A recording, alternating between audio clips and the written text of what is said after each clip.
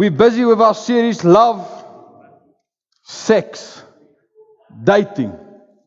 Next week, it's the topic 6. So if you want to invite your grandma, don't sit next to her. Because I believe it's going to get a bit awkward.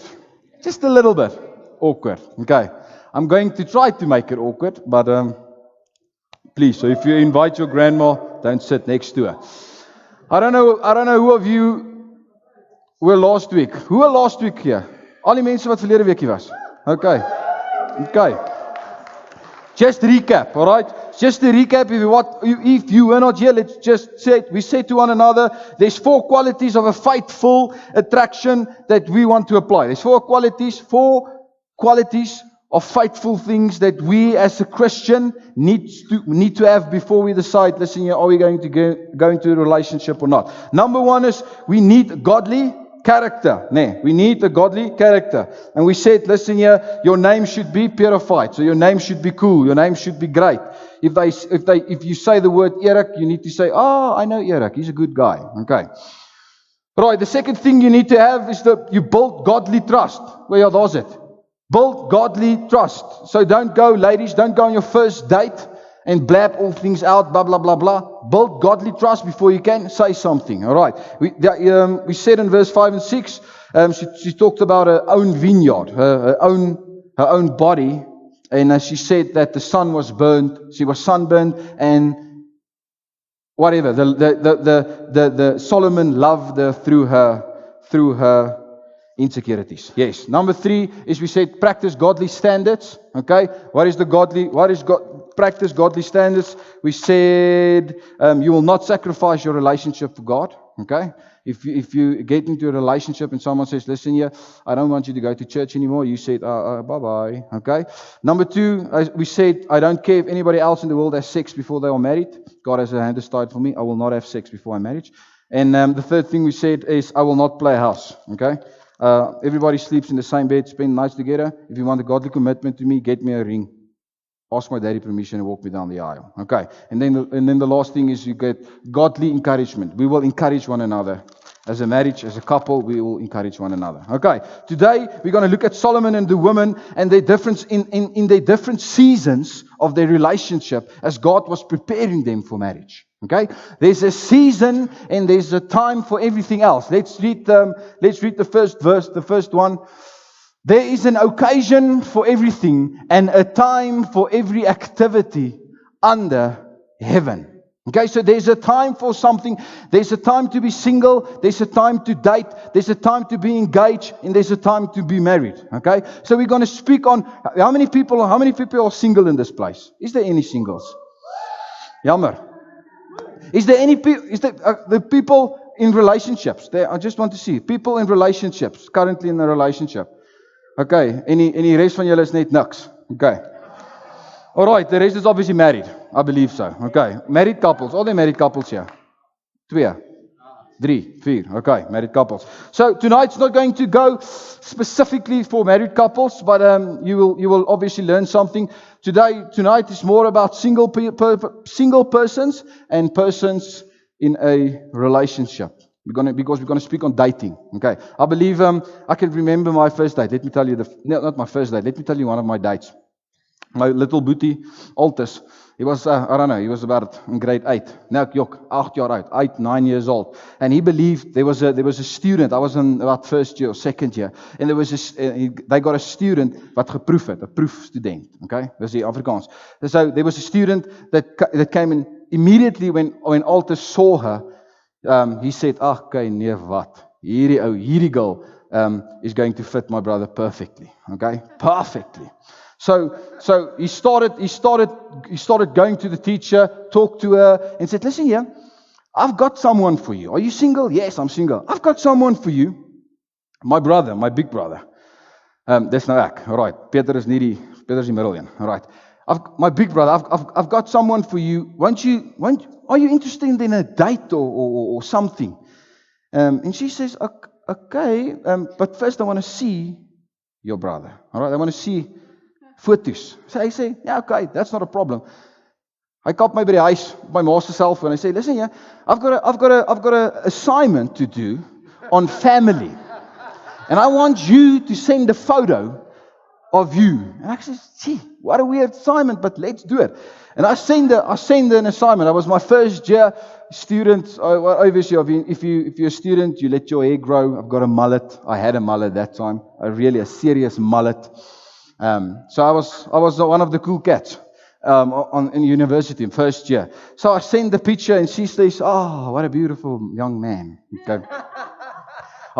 Let's go out for a date. So I decided, let's go out for a date. So Alta said, listen here, it's a blind date. You don't know, she don't know, but let's go for a date. We met at Clearwater. Okay, we met at Clearwater.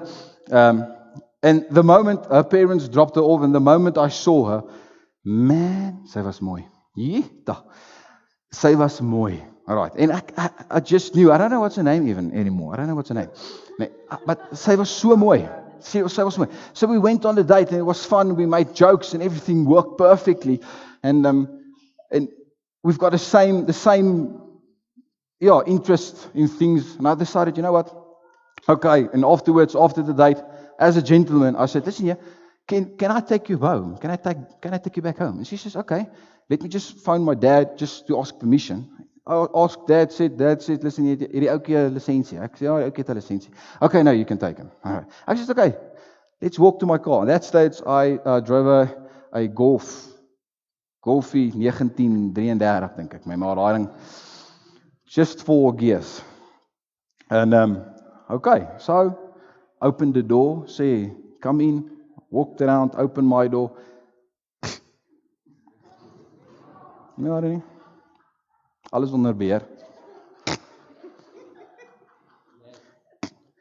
Eventually, I said, okay, listen here, I believe it's the battery. Okay. You, I don't know what's the name. You get into the driver's seat and I'll push you. And you start it. She said, listen here, I can't do it. I don't know how. I said, okay. You push the car. And I'll drive it. So I opened the door and obviously I helped her just to get a head start. And she was beautiful. She, so mooi meisiekind. And immediately I got in the car and I started the car and it worked. En ek het op die petrol getrap, my maat. Maar daai mooi meisiekind val vir my daar. Ek sien net meisie val. Okay. Stikkend hier op haar ken. Haar hande af. I've never heard from her again. Never. En sy was so mooi geweest. But okay. So I believe that dating for you is better than dating for me at this stage in my life. So we are going to speak on this appropriate time and a season before your marriage, before you even get to marriage. There's a few seasons you go through in life to be ready for marriage. And the first season is a season of preparation. All right, a season of preparation. Let's read Solomon, our scripture for tonight. We're going to Solomon again. I am a rose of Sharon, a lily of valley. The men, like a lily among thorns, so is my darling among the young women. Then the woman says, the woman is like an apricot tree among the trees of the forest, so is my love among the young men. I delight to sit in the shade, and his fruit is sweet to my taste. He brought me to the banquet hall. He looked on me with love, sustained me with raisins, refreshed me with apricots, for I am lovesick. His left hand is under my head, and his right hand embraces me. If you never believed in the devil, tonight you saw him. If you never believed in the devil, tonight you saw him in hierdie projector. I'm just going to get it in my Bible. Psalm. Spreek. Songs. Okay, while it's on. Ander kant. Hierdie kant. His left hand is under my head and his right hand embraces me. Young women of Jerusalem, I charge you by the gazelles. Gazelles. Yeah, and the wild doves of the field. Do not stir up or awaken love until the appropriate time. Listen, my love is approaching. Look, here he comes. Dis nou die man wat kom. Rustig, julle is nog nie by ons volgende week. Look, here he comes, leaping over the mountains, bounding over the hills. My love is like a gazelle or a young stag. Look, he is standing behind our wall, gazing through the window, peering through the lattice. My love calls to me, arise, my darling, come away, my beautiful one. For now the winter is past, the rain has ended and gone away. The blossoms appear in the countryside, the time of singing has come, and the turtle dove's cooing is heard in our land. The fig tree ripens its figs, the blossoming vines give off their fragrance. Arise, my darling, come away, my beautiful one. My dove in the clefts of the rocks, in the crevices of the cliffs. Let me see your face, let me hear your voice, for your voice is sweet and your face is lovely. Catch the foxes for us, the little foxes that ruin the vineyard, for our vineyard are in bloom. My love is mine and I am his. He feeds among the lilies. Before the day breaks and the shadow flee, turn to me, my love, and be like a gazelle or a young stag on the divided mountain. Your first season is a season of preparation. You see, God always does a work of preparations as He readies us for what has to come. He always put us through a preparation time or a season of preparation as he readies us for what has to come. Moses was prepared in the wilderness. Joseph was prepared in prison. David was prepared as a shepherd. And this woman, in Songs of Songs, this woman recognized and reflects back on the season of preparation. She reflects back. Let's see verse 11 and 12. I'm going back and again. Verse 12 in 11 and 12. For now the winter is past, the rain has ended and gone away. The blossoms appear in the countryside. The time of singing has come, and the turtle dove's cooing is heard in our land. Basically, what she's saying here is the winter has passed and spring has come. Winter in the Bible is always a season of preparation for springtime. Winter is a season of preparation where your roots are growing deeper and stronger for springtime to come. The roots are preparing for the season of blooming. And maybe some of you, the single ones, talking to you now, maybe you at this moment in your life, you are in a season of winter. God is busy preparing your roots deeper so that the time when someone comes, you're ready for spring. You're ready for summer. Someone may walk up to you and may walk up and look at your life and say, "Gee, it's maar droog. Doesn't look like there's a lot of relationship blessings going on." But now you've got an answer to him. He can say, "Listen here, guess what? My spiritual roots are growing deeper and time of preparation of what God has to come for me." I want to tell you tonight, do not despise the season of preparation. Do not despise the season where you are single and God is busy raising you up, doing something in your life. You cannot have spring without winter. Winter is a very important time in your life. To be single is a very important time in your life. Don't rush into things prematurely. You may have seen someone in church tonight and you may be like, "Ooh, she's carrying a Bible. Ooh, I'm carrying a Bible. Ooh, it must be God's will." Sparkles. Don't rush into spring prematurely. Don't try to force a thing. Let God do His divine work of preparation in your life. For the married people, I said I will never leave you. Maybe your marriage is in a season of winter. There doesn't seem to be a whole lot of good things coming out of your marriage right now at this stage. And you see, most people, when they throw in their towel, is during the season of winter. For those of you, married, single, or in a relationship, are on the edge of giving up, please don't give up. There is always hope with God. With God, all things are possible. Remember, winter, after winter, comes spring. That's the first season, the season of preparation. Then your second season is you get the season of perfection. The season of perfection. You see, you meet someone, you meet her, and oh, she's perfect. And all the songs on the radio suddenly make sense because you've met her. She's perfect. You can understand why Ed Sheeran wrote the word perfect. This is in your season of preparation. This is your lovey-dovey, honey, pookabee, bookie bear, babe. That's that season. You're in a season of, oh honey, oh my bookie bear, or whatever you mekaar noem. Everything seems to be perfect in this season because it's the season of perfection. Let's look at verse 8 and 9. Verse 8 and 9, they said that they're speaking about it.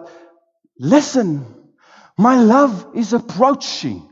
Look, here he comes, leaping over the mountains, bounding over the hills. My love is like a gazelle or a young stag. Look, he's standing behind our wall, gazing through the windows, peering through the lattice or whatever. Peering, look, he's standing behind our wall, gazing through the window. He's playing peekaboo. He's lit. Peekaboo, I love you. Peekaboo. Okay. He's playing peekaboo. Look, he's standing behind the wall, gazing through the windows. Peekaboo.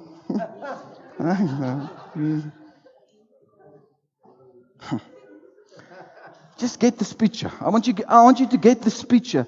This dude is in love. He's leaping over the mountains. He's leaping. He's playing peekaboo with his wife or with his girlfriend. They are playing games together. Listen here. It's okay to play games in the season of perfection. But I want you to remember this. It is a season, and this too shall pass. You will go through that season where you don't want to play peekaboo anymore with it. But while you're in the season, enjoy it. Verse 10. Verse 10 says, my love calls to me. Arise, my darling. Come away, my beautiful one. They like to spend time together. You see, when you're in a season of perfection, they are leaping. They are bounding. Everything in this season is wonderful. And after the season of preparation, God will take you through the season of perfection. And you in your relationship, everything will seem to be perfect. Yet in this season, you think that you are in love. But you are not.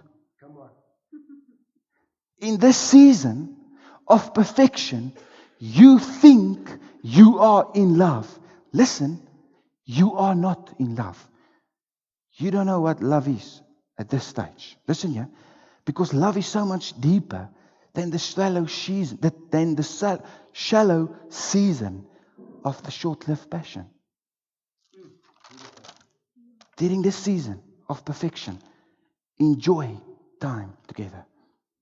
Enjoy playing peekaboo. Enjoy to do something.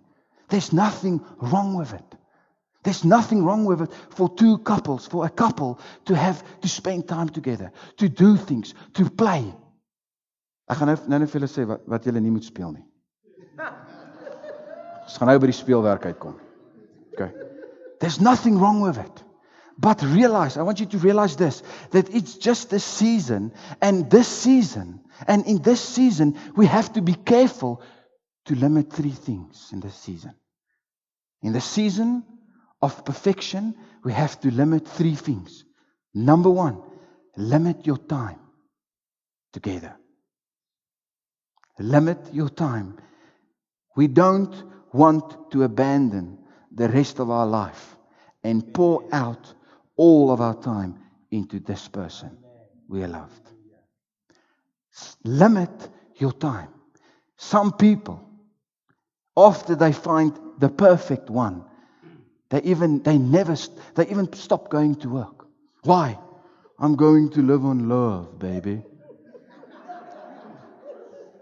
There's even people stop going to classes.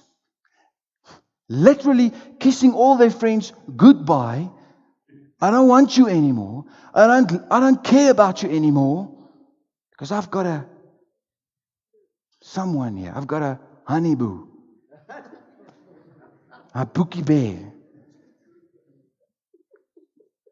Now, I want to tell you this. Now, what you don't do is you don't abandon your life for this person in the season of your perfection.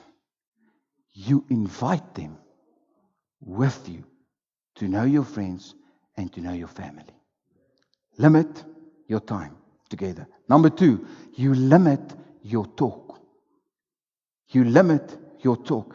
I know the moment you met Mr. Perfect or Mrs. Perfect, I know your heart starts going patta, patta, patta, patta, patta, patta, patta, patta, patta.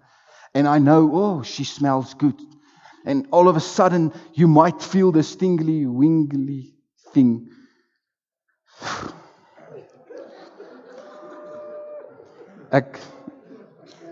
And you say, ek het so goed gedoen tot hier. Ek het so goed gedoen tot hier. Your heart's going pitter patter, pitter patter. And she smells good. And suddenly you might feel a tingly wingly thing in your heart. And I know you want to say, I know you look at her and you want to say, oh, you're the one for me. Oh, I love you. Limit your talk. How long do you know her? Oh, about 30 minutes. And you love her. We've met at the car. And you love her. Yes. That's crazy. All right? So please don't speak prematurely. Limit your talk and give God time to develop the foundation before you can say, listen here, I believe you're the one. I love you. Limit your time. Limit your talk. Limit your touch. Okay, don't kid ourselves. Okay, this is natural. When you find yourself attracted to someone or attracted to her, and she does that thing with her hair,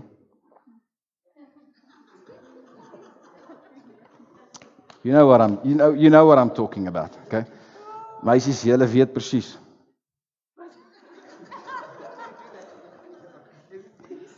Listen, you men, you are going to want to reach out and touch her. I know, you are. But that's why limit your touch. It's part of it. Don't do it. There's a time for that, to touch her.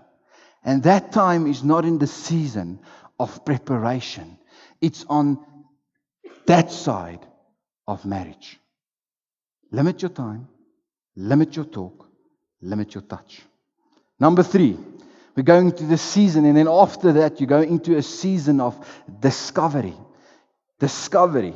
And this is where it starts to get fun. In the season of discovery is where the depth and the commitment of a relationship starts. Verse 14 says,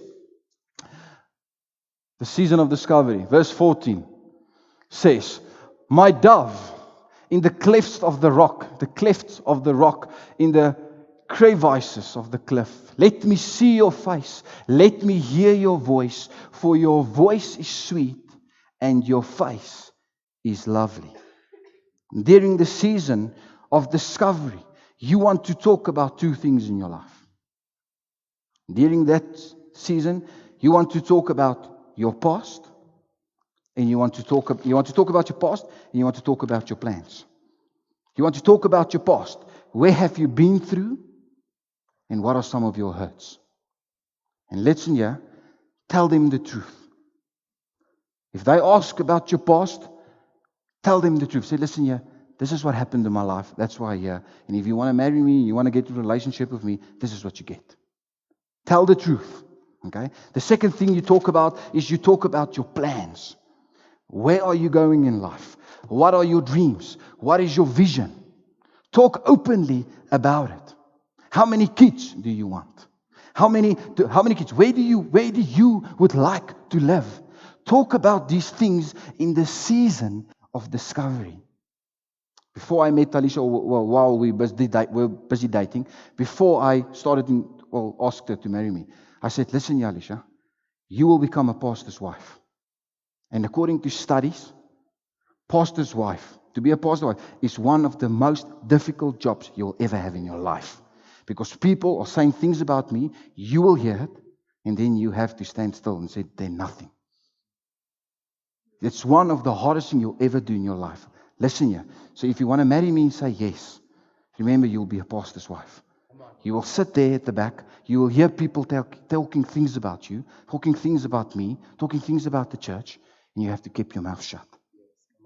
I talked to her about it. I said, listen here, this is our plan for my life. And then obviously she said, okay, Erik, yes, we can go. But notice, while I was reading the songs and while I was reading the scripture through this week, and I've read that something was missing from the story. There was something missing. And what I've missed is we don't see them breaking up and getting back together. And breaking up and getting back together. And breaking up and getting back together. Breaking up and getting back together. What I don't see in the story is I don't see him making her jealous by going out with one of her friends. What I don't see in the story, I don't see all the junk. Ek wou die woord krap ingesit het, maar ek dink ons mag dit in die kerk sê nie. We don't see all the junk. Listen here, if your relationship is characterized by more junk than godliness, abandon that relationship. If there's more junk in your relationship than godliness, abandon that relationship. Immediately. Press the button. Go. Start over with someone else. And let God build it the right way. There's a key that we must never ever forget. No matter what season you are in. If you're a season of preparation, season of perfection, or in a season of discovery. There's a key that you never ever can forget. In all seasons, protect your purity. In all seasons, protect your purity. Verse 15. Catch the foxes for us. The little foxes that ruin the vineyard. For our vineyard are in bloom. Little foxes. Gentlemen, that's you now. All the boys. I believe this is our call. This is our divine call to lead people towards sexual purity. It's not the women. We as men should stand up and say, listen here, I am going to be sexual pure in this relationship. I'm not going to touch you. I'm not going to do this and I'm not going to do this. This is the thing. Sexual temptations and sexual sin can ruin the harvest of God's blessing in a relationship. The Bible speaks clearly about that the body is not meant for sexual morality, but for the Lord. Lovemaking, as we will discover next week, is not bad. Listen here, sex. I must say it so. It's not bad. It's good. It's holy. And believe me, lekker. But reserved for marriage. Listen, yeah? Reserved for marriage. Okay? Reserved for marriage. Some people may sit here and say, you know what, Erik? Well, you know everybody's doing it. It's my body. I will do whatever I want to. And sure, I believe you can. But if you want God's result, then we have to follow God's standards for our life. Ladies, if you have a man, ladies, ek wens ek kon julle gesigte nou gesien het man. Ladies, if you have a man who is pressing you sexually, you have a man who does not fear the standards of God. Listen here. If you've got a man who is pressing you sexually, you've got a man who has no standards for God. He will crush your heart.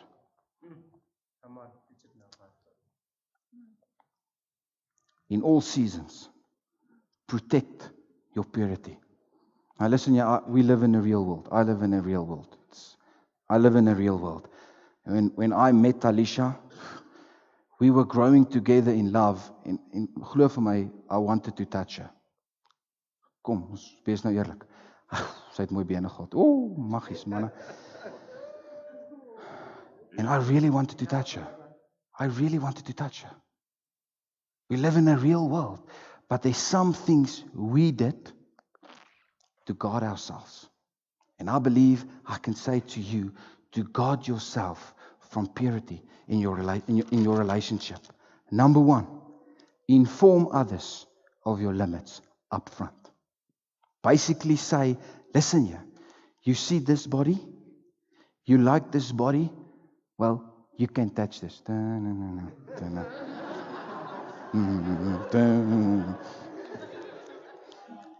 Okay. Ek het dit nie nou gesê, dink nie, maar nou dat ek dit kan touch this. Okay. You say, listen here, if you want this body, ladies, if you want this body, you save money, you buy me a ring, cash, you ask my daddy permission, you walk down the aisle, and you can all have all of this. But you buy me a ring, cash. You ask my daddy. The second thing we've guarded for purity is keep four on floor. I feel like a gangster when I say keep four on floor. Keep four on floor. Keep your feet on the floor. No hopping upon the bed for prayer time. No wrapping your legs around each other on the sofa for a movie. Because listen here, men. The moment she drapes the legs around you and you look down and you go, oh, she's got smooth legs. You're gone. You're gone. So keep your feet on the floor. Number 3, keep everything buttoned and zipped.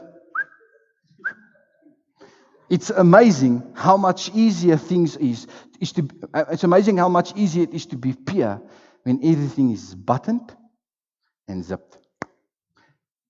And 4, avoid swapping spit. No fresh kissing, no tonsil hockey.